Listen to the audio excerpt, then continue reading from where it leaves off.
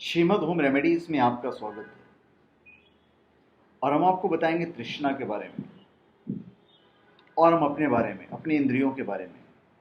तृष्णा अजर अमर है और अविनाशी है। जवानी गई, बुढ़ापा आ गया, इंद्रियों की शक्ति जाती रही, सब तरह से दूसरे के मुंह की ओर ताकना पड़ता है, परंतु तृष्णा नहीं मिटती है। कुछ और जी लूं, बच्चों के लिए कुछ और कर जाऊं, दवा लेकर जरा ताजा हो जाऊं तो संसार का कुछ सुख और भोग कर लूं। सबके साथ ऐसा ही, हमारे लिए भी ऐसा ही, आपके साथ भी ऐसा ही है। मरना तो है ही, परंतु हाथ से बच्चों का विवाह हो जाए तो अच्छी बात है। दुकान का काम बच्चे ठीक से संभाल लें, इतना सोने और ज्ञान हो जाए, या बच्चों को अच्छी नौकरी मिल जाए, उनका घर परिवार बच जाए। बहुत से वृद्ध पुरुष या महिला ऐसी बातें करते देखे जाते हैं। इंसान जीवन भर यही सोचता रहता है कि अपने लिए उसके पास समय नहीं है। कब जवानी गई और बुढ़ापा आ गया पता ही नहीं चलता है।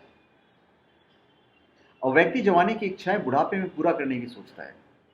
तीर्थ यात्रा, सामाजिक कार्य, धार्मिक कार्यों में रुचि लेना अब पुराने जमानों की बातें हो गई। अब बुढ़ापा भी जवानी से कम नहीं है। रूस के पीएम व्लादिमीर पुतिन को लीजिए, 57 साल की उम्र में इश्क 27 साल की लड़की से किया है। फिर आप इटली के पूर्व प्रधानमंत्री बर्लुस्कोनी को देखिए, 73 साल, पिछले 2 वर्षों से लगातार सेक्स स्कैंडलों से घिरे हुए हैं। 102 वर्ष की उम्र में एक वृद्ध पिता बन रहे हैं। 21वीं शताब्दी में एक विशेषता यह है कि इसमें लोगों की औसत आयु बढ़ गई है। एक ही साथ एक कालक्रम में आयु सीमा में हुए इस परिवर्तन से नई पीढ़ी पर दबाव भी बढ़ गया। भारत सहित दुनिया की जनसंख्या पर नजर डाले तो सन 2000 से 2050 तक पूरी दुनिया में 60 वर्ष से ज्यादा उम्र वाले लोगों की तादाद 11% से बढ़कर 22% तक पहुंच जाएगी। विश्व स्वास्थ्य संगठन WHO के अनुमान के अनुसार वृद्ध लोगों की आबादी 605 मिलियन, मतलब 6 करोड़ 5 लाख से बढ़कर 2 बिलियन, मतलब 2 अरब हो जाएगी। WHO के अनुमानित आंकड़े के अनुसार भारत में वृद्ध लोगों की आबादी 160 मिलियन है, मतलब 16-17 करोड़ के आसपास। वो बढ़कर सन 1950 में 300 मिलियन हो जाएगी, 30 करोड़ के आसपास हो जाएगी। 19% से भी ज्यादा आंकी गई है। बुढ़ापे पर WHO की गंभीरता की वजह से कुछ चौंकाने वाले आंकड़े भी हैं। जैसे 60 वर्ष की उम्र या उससे ऊपर की उम्र के लोगों में वृद्धि की रफ्तार 1980 के मुकाबले 2 गुनी से भी ज्यादा है। 80 वर्ष से ज्यादा की उम्र वाले वृद्ध सन 1950 तक 3 गुना बढ़कर 395 मिलियन हो जाएंगे। अगले 5 वर्षों में ही 65 वर्ष से ज्यादा के लोगों की तादाद 5 वर्ष तक की उम्र के बच्चों की तादाद से ज्यादा होगी। सन 1950 तक देश में 14 वर्ष तक की उम्र के बच्चे की तुलना में वृद्धों की संख्या ज्यादा होगी। और सबसे महत्वपूर्ण तथ्य यह है कि अमीर देशों के लोगों की अपेक्षा निम्न और मध्य आय वाले देशों में सबसे ज्यादा वृद्ध होंगे।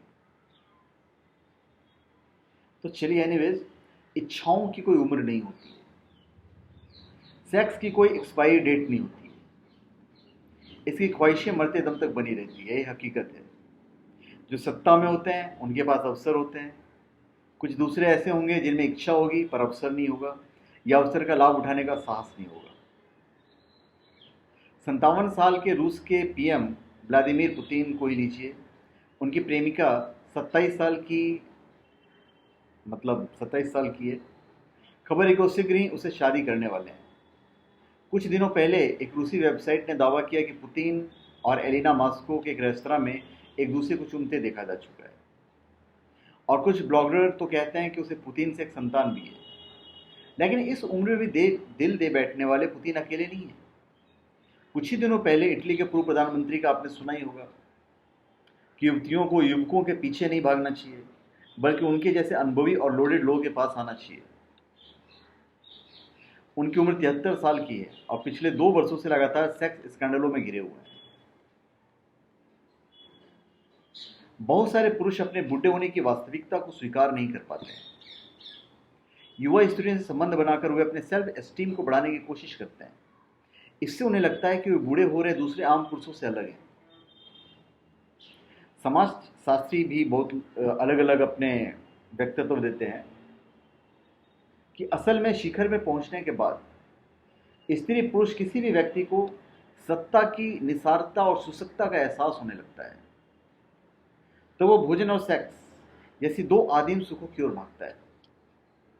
शरीर से नहीं तो मानसिक रूप से ही सही। आप वाजिद अली शाह की कहानी याद कर लीजिए कि यौन संबंधों में बुढ़ापा आड़े हाथ नहीं आता। एक शोध में कहा गया है कि अमेरिकी लोगों के लिए बुढ़ापा यौन संबंधों के आड़े नहीं आ रहा है और 70 से 80 साल की उम्र में भी वे यौन संबंध बना रहे हैं। 57 से 85 साल उम्र के 3005 लोगों के बीच उनके यौन जीवन और सेक्स लाइफ के बारे में एक शोध किया गया और बड़ी संख्या में लोगों ने कहा कि वे अभी भी यौन संबंध बनाते हैं। इस सर्वेक्षण या शोध से पता चला कि इस उम्र में भी यौन संबंधों के लिए सबसे बड़ी बाधा के रूप में साथी की कमी का जिक्र जरूर किया गया है। यौन इच्छा की कमी और बीमारी को छोटी बाधा बताया गया है। हरियाणा के सोनीपत जिले में 102 वर्ष की उम्र में एक वृद्ध पिता बने हैं। रामजीत नामक वृद्ध की 52 वर्षीय पत्नी शकुंतला ने हाल ही में एक दूसरे बच्चे को जन्म दिया है। बुढ़ापा तृष्णा रोगों का अंतिम समय है, जब संपूर्ण इच्छाएं एक केंद्र पर आ जाती है। गीता में श्री कृष्ण कहते हैं कि हमने तप नहीं तपा, किंतु तप ने हमें तपा डाला। काल जीर्ण न हुआ, किंतु हमारा शरीर ही जीर्ण हो चला है। तृष्णा को बुढ़ापा नहीं आया, पर हमें बुढ़ापा आ गया। अर्थ अर्थात सांसारिक भोगों को मनुष्य नहीं भोगता, अपितु यह भोग ही मनुष्य को भोग लेते हैं। गौतम बुद्ध ने भी कहा है कि संसार दुखमय है और दुख का कारण है तृष्णा, पर उम्र के साथ सब तृष्णाएं जब मर जाती है तब दुख कम होता जाना चाहिए। किंतु सारे संसार में विद्रुत आज जितना दुखी और पीड़ा में है उतनी शायद ही कभी रहा होगा। बौद्ध दर्शन के अनुसार दुख के 12 कारण हैं और उसमें तृष्णा 5वें स्थान पर है। तृष्णा से मुक्ति भोग से नहीं, शमन से संभव होता है। महाभारत में राजा ययाति की कथा का उल्लेख है। कहा जाता है कि किसी समय दैत्यों के गुरु शुक्राचार्य ने अपनी पुत्री शर्मिष्ठा की शिकायत पर ययाति को शाप दे डाला कि वृद्धावस्था उन्हें समय से पूर्व शीघ्र आ जाएगी। शाप के फलस्वरूप ययाति देह से जल्दी बूढ़े हो गए, किंतु उनकी दैहिक भोगेच्छाएं कामनाएं समाप्त नहीं हो सकी थी। उन्होंने ऋषि शुक्राचार्य से क्षमा याचना की तो उन्हें यह वरदान मिला कि वे अपने बुढ़ापे के किसी युवक की जवानी से अदला बदली कर सकते हैं। भला कौन वृद्धावस्था स्वीकारने के लिए राजी होता? राजा ययाति ने सबसे पहले अपने ही 5 पुत्रों के समक्ष अपनी चाहत की बात रखी। राजकुमार पुरु को छोड़कर शेष सब ने प्रस्ताव को अस्वीकार कर दिया। राजा ने पुत्र का यौवन प्राप्त कर लंबे समय तक दैहिक सुखों का भोग किया।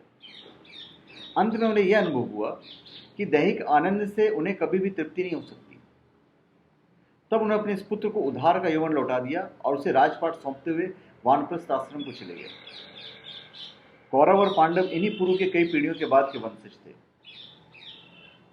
तृष्णा अर्थात भौतिक मूल के सुखों की कामना की तृप्ति उन सुखों के अधिकाधिक भोग से नहीं, बल्कि उनके शमन यानी लालसाओं से स्वयं को मुक्त करने के माध्यम से ही संभव है।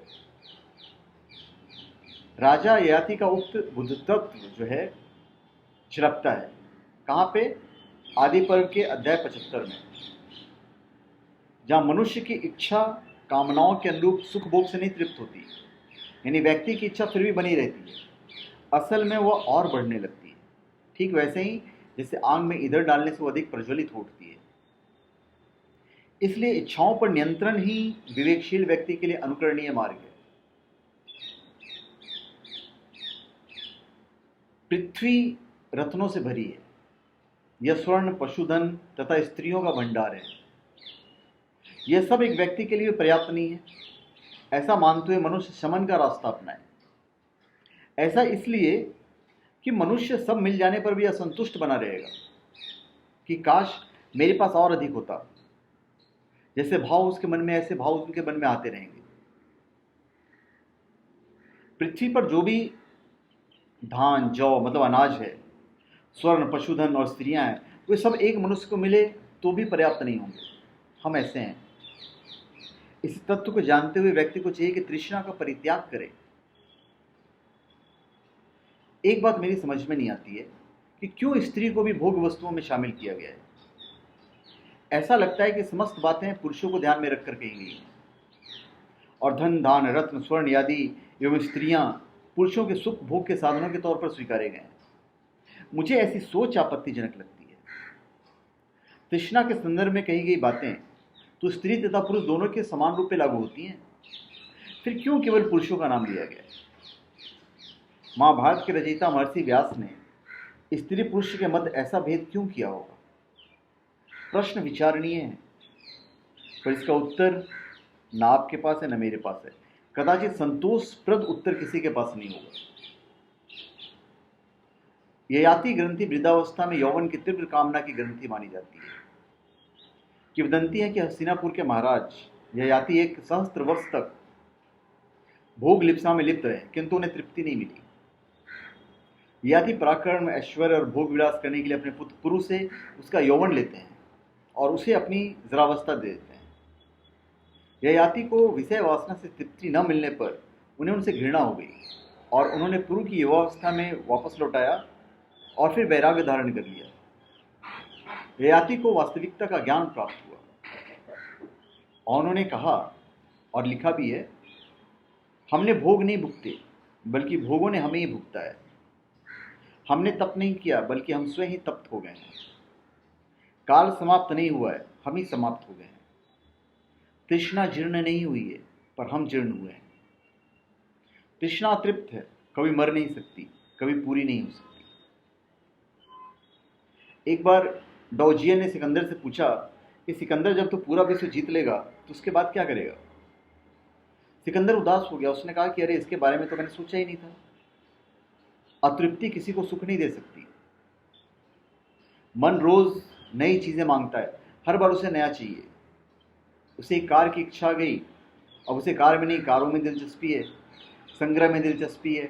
धन कमाने वाला कभी धन को नहीं भोगता है, कमाया फिर उसी में लगा दिया। नित्य नई योजनाएं फैलाने की सुधेड़ बूढ़ में पूरा जीवन चला गया। आखिरी पड़ाव पर जागा तो अब तो अकाउंट ही समाप्त हो गया, मेन अकाउंट ही समाप्त हो गया है। जो लोग संसार में रहते हैं वे अपने आखिरी क्षण में बहुत ही ज़्यादा अस्वस्थ हो जाते हैं। शरीर में कमजोरी, चेहरे पर झुर्रियाँ, क्योंकि अब उन्हें यह भय सताता है कि बुलावे का अब वक्त आ गया है। पूरे जीवन भर क्या किया? चक्रव्यूह में जीवन को सही मायने में जिया ही नहीं, बस काटा है। परमात्मा में जीने की कला किसी बिरले में ही मिलती है। एक बच्चे के चेहरे को आप गौर से देखो, बड़ा ही निर्दोष, निर्भय, कोई डर नहीं, चिंता नहीं, हमेशा खिला खिला तरोताजा। पर जब उम्र बढ़ी, समाज की परतें बढ़ी, तो बाहर के धन को अंदर के धन से श्रेष्ठ समझकर जीवन गुजारा। अंदर जो बीज परमात्मा से मिलन करवा सकता था, यूं ही पड़ा रह गया। तृष्णा कभी बुढ़ाती नहीं है।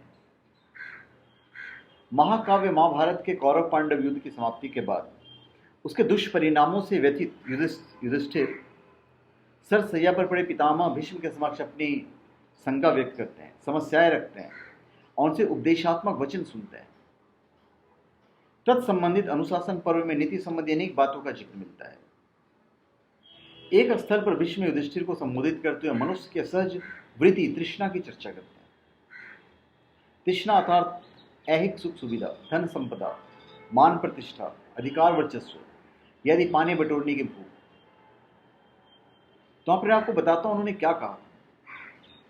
भीष्म पितामह, जो तृष्णा सुमितिहीन व्यक्तियों द्वारा न छोड़ी जाती, जो मनुष्यों के वृद्धावस्था में पहुंच जाने पर भी स्वयं बूढ़ी नहीं होती, जो रोगों की भांति प्राणघातक बनी रहती है, उस तृष्णा को त्याग देने पर ही वास्तविक सुखानुभूति मिलती है। मनुष्य के जरा प्राप्त होने यानी बूढ़ा हो जाने पर उसके बाल भी वृद्ध हो जाते हैं, दांत भी उसके बूढ़े हो जाते हैं, आंख कान भी वृद्धे हो जाते हैं, किंतु उसकी तृष्णा फिर भी यथावत युवा बनी रहती है। वास्तव में उम्र बढ़ने पर शरीर के विभिन्न अंग अपने शक्ति सामर्थ्य के चरम तक पहुंचते हैं और फिर उनमें विकास एवं ह्रास आरंभ हो जाता है। हमारी काया धीरे धीरे असक्त होने लगती है, बाल, दांत, आंख तथा कान जैसे अंग वृद्धावस्था के अनुरूप ढलने लगते हैं। सभी अंग नैसर्गिक नाश की ओर बढ़ने के संकेत देने लगते हैं, लेकिन मनुष्य की इच्छाएं तब भी सदैव की भांति तीव्र बनी रहती है। असहाय हो चुकने पर भी उसकी जो जिजीविषा है, संपदा अर्जित करने की इच्छा तथा अधिक समय तक सुख भोगने की लालसा तब भी बनी रहती है। अब मुझे अधिक कुछ नहीं चाहना है, बल्कि संसार से किसी समय पूर्वतः अघोषित क्षण पर अलविदा करने के लिए तैयार रहना है। यह भाव आमतौर पर किसी के मन में नहीं जागता। इस भावना को वैदिक भारत में संन्यास कहा गया है। आज जो भी कदाचरण या आर्थिक भ्रष्टाचार अपने देश में नहीं बल्कि सारे विश्व में कहीं कम है कहीं ज्यादा है, वो इसी अदम्य तृष्णा या मानव मन में व्याप्त अतृप्त भूख का परिणाम है। पेट की भूख तो एक हफ्ते के बाद शांत हो जाती है, किंतु मन की भौतिक जगत संबंधी पिपासा उतनी ही बढ़ती जाती है जितने उसकी तृप्ति का प्रयास किया जाता है। अभी वासना, आकर्षण, आसक्ति। चिकित्सा विज्ञान मानता है कि मानव शरीर प्रकृति की एक जटिलतम रचना है। इसे नियंत्रित करने के लिए स्नायु तंत्र यानी नर्वस सिस्टम का एक बड़ा संजाल भी है, जो स्पर्श, दाब, दर्द की संवेदना को त्वचा से मस्तिष्क तक पहुंचाता है। किशोरावस्था में विशिष्ट रासायनिक तत्व निकलते हैं जो स्नायु तंत्र द्वारा शरीर के विभिन्न हिस्सों तक पहुंचते हैं। इन्हीं में शामिल प्यार की कई रसायन भी हैं जो उम्र के विभिन्न पड़ावों पर इसकी तीव्रता या कमी का निर्धारण करते हैं। प्यार की भी 3 अवस्थाएं हैं: वासना, आकर्षण और लगाव। वासना, इस अवस्था में विपरीत लिंगी को देखकर वासना का भाव उत्पन्न होता है, जो 2 तरह के हार्मोन से नियंत्रित रहता है। पुरुषों में टेस्टोस्टेरोन तथा महिलाओं में एस्ट्रोजन हार्मोन होते हैं जो वासना की आग भड़काते हैं। वासना या लालसा का दौर क्षणिक होता है। फिर एक होता है आकर्षण। वासना के तीव्रतर उत्कंठा के बाद आकर्षण या प्रेम का चिरस्थायी दौर प्रारंभ होता है, जो व्यक्ति में निद्रा, भूख न लगना, अच्छा न लगना, प्रेमी को ताकते रहना, यादों में खोए रहना, लगातार बातें करते रहना, दिन में सपने देखना, पढ़ने या किसी काम में मन न लगना जैसे क्षणों से पीड़ित हो जाता है।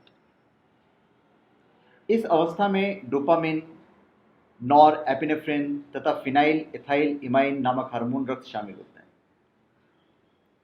डोपामिन को आनंद का रसायन भी कहा जाता है क्योंकि परम सुख की भावना उत्पन्न करता है। नॉर एपिनेफ्रिन नामक रसायन उत्तेजना का कारक है जो प्यार में पड़ने पर आपकी हृदय गति को भी तेज कर देता है। और डोपामिन और नॉर एपिनेफ्रिन मन के उल्लास से भर देता है। इन्हीं हार्मोन से इंसान को प्यार में ऊर्जा मिलती है। वह निद्रा का शिकार होता है। प्रेमी को देखने या मिलने का अनिवार्य लालसा प्रबल होती है। वह सारा ध्यान प्रेमी पर केंद्रित करता है। फिर है लगाव, कह लीजिए अनुराग, कह लीजिए आसक्ति, कह लीजिए। प्यार की इस अवस्था में प्रीति अनुराग बढ़कर उस स्तर पर पहुंच जाती है कि प्रेमी संग साथ रहने को बाध्य हो जाते हैं। उन्हें किसी अन्य का साथ अच्छा नहीं लगता और एक में लागी लगन का भाव स्थापित हो जाता है। इस अवस्था का रसायन है ऑक्सीटोसिन तथा वैसोप्रेसिन। ऑक्सीटोसिन जहाँ निकटता का हार्मोन है, वहीं वैसोप्रेसिन प्रेमियों के मध्य लंबे समय तक संबंधों को कायम रखने में अपनी भूमिका निभाता है। वैसोप्रेसिन को जुड़ाव का रसायन कहे जाते हैं। अभी हार्मोन का स्तर उम्र के साथ बदलता रहता है। शरीर में इन हार्मोन तथा रसायनों का आवश्यक स्तर बना रहने से आपसी संबंधों में उष्णता कायम रहती है। शरीर में स्वाभाविक रूप से किशोरावस्था, यौवनावस्था या विवाह के तुरंत पूर्व या बाद में इन रसायनों और हार्मोन्स का उच्च स्तर कायम रहता है। उम्र ढलते ढलते इनका स्तर घटने लगता है और विरक्ति, विवाहितर संबंध जैसी भूल, गलतियां घटित हो जाती है। एनवेज विवाह एक बहुत सुखद अनुभूति है। तो धन्यवाद। आप हमारे चैनल पर सब्सक्राइब करें और अपने कमेंट दीजिए। धन्यवाद।